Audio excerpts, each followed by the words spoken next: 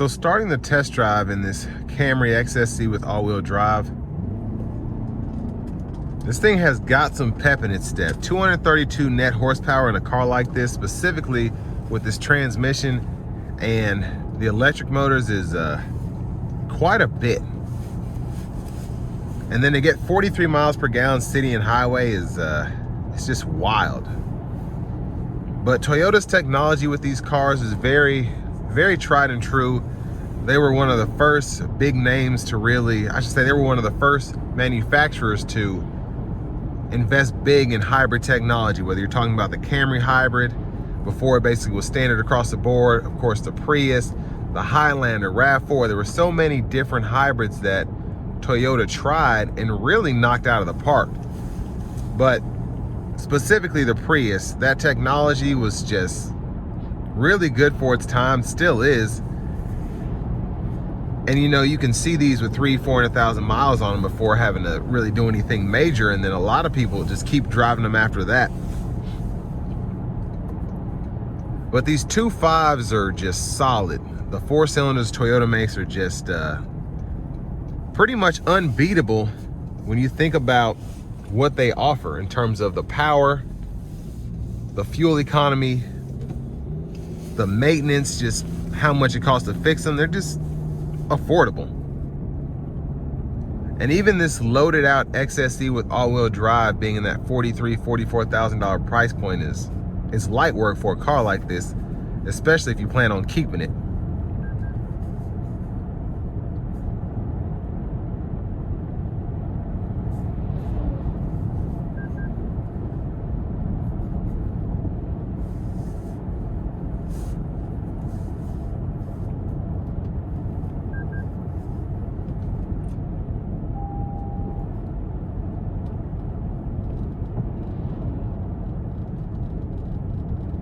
But I mean, pretty quiet here, even on these 19-inch wheels. It's not bad at all in terms of the ride quality, the road noise.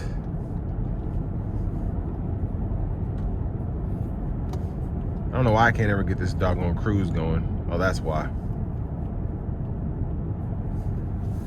I made a short earlier just trying to show you how to use this system, because even today I've driven dozens of these cars with this new 3.0 technology, and it's just it can be a bit difficult to get this going, because when everything's activated, you don't hit the set button like you would expect. You hit this button by itself. So when that's off and I hit this, it doesn't want to work necessarily, depending on what mode I'm in, because this is off. So I don't know. But in terms of the layout of the cabin, I love the screen. I love the buttons. The AC controls, about 95% of them are still right here, other than your eco, heat and cold, and then you have the heated steering wheel, which is still here. But for the most part, everything you need is still a button that you can tap, or like a switch you can toggle, whatever.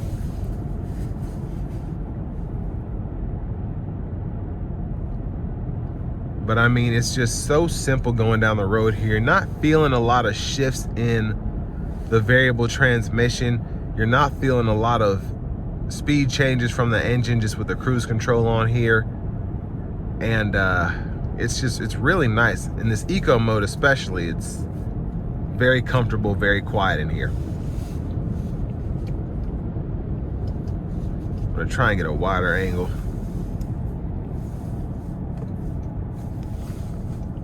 I apologize if the headliner's in the way. It's one of the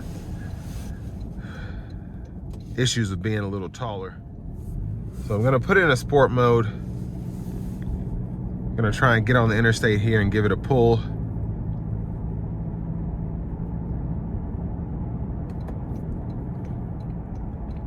I'm gonna try the paddles out too.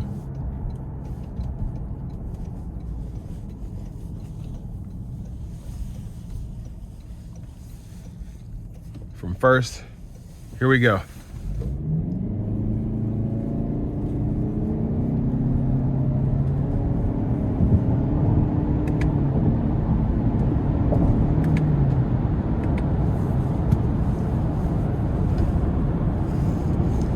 So not a true manual mode, but I mean, the thing is freaking fast.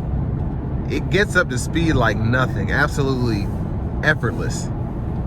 And the all-wheel drive, it really keeps you from chirping the tires. It's very even across the board as I got up to speed there. And keep in mind, I was not flooring it. I wasn't giving it everything. I wasn't even, you know, pushing it that hard. It still got up to speed like nothing.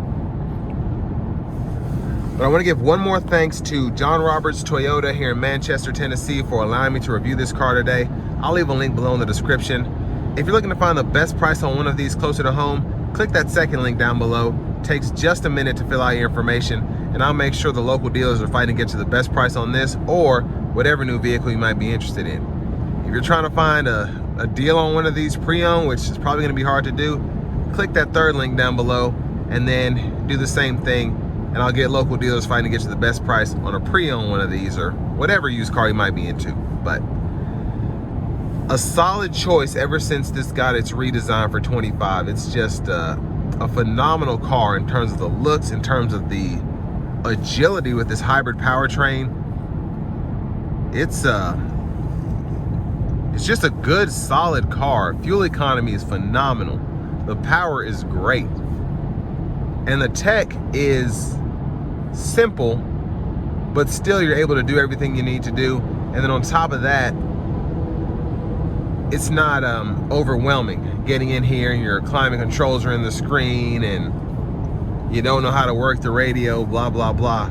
Like a lot of people coming from, let's say, a generation or two before this Camry, they might be intimidated by some of the newer controls with the wireless CarPlay and how does this work, how does that work. Even though this is a touchscreen, it's one of the easiest infotainment systems to learn, in my opinion, because there's so little that you can actually do in terms of functionality, but all of your functionality is there.